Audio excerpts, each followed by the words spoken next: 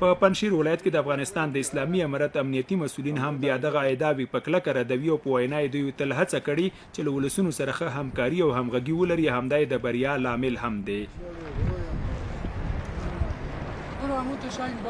هیچ کس ما اذیت نکردیم، به هیچ کس ما مزاحمت نکردیم. مردم کاملا خوشحال هستند و ای که بیرون از پنجشیر این شایعات پخش است. انشالله به هیچ کس مزاحمت نشده. حالات تاسې الحمدلله راغلی، نږدې نه سره مو لیدل، عامو خلقو سره م لیدلي، بیا به یې وګورئ، بیا به م راشئ.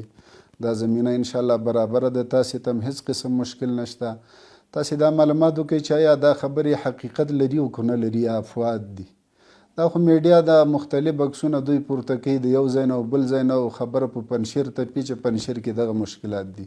الحمدلله اوسه پورې موږ اطمینان ورکوو، هیڅ قسم مشکل پنجشیر کې نشته. نه عامو خلقو ته څوک ازار ورکوي، نه څوک بې ځایه بندي کوي، نه څوک بې ځایه وجل کوي.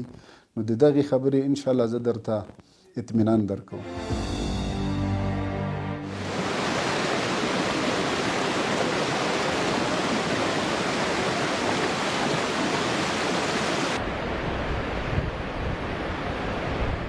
په ټوله کې تر دغه ولسوالۍ زموږ تګ او ترڅنګ مو بیا له خلکو سره خبرې اترې او په خپله د چاپیریال خوندور او په زړه پورې منظرې دې پایلې ته رسوي چې غلط او ناسم تبلیغات دي چې د دې ولایت پر سر یې سوری کړی دی او همدغه ولایتي د سیلانیانو پر مخ له امنیتي ننګونو سره مخامخ کړی دی. خلک او امنیتي مسؤلین بیا پر ټولو هیوادوالو په ځانګړې توګه د پنجشیر ولایت اوسیدونکو غږ کوي کار ونه کړي او په زوره دې د دې ولایت ښکلا او سوله خوښونکي مېړاني خلک تر اغېزې لاندې نه راولي.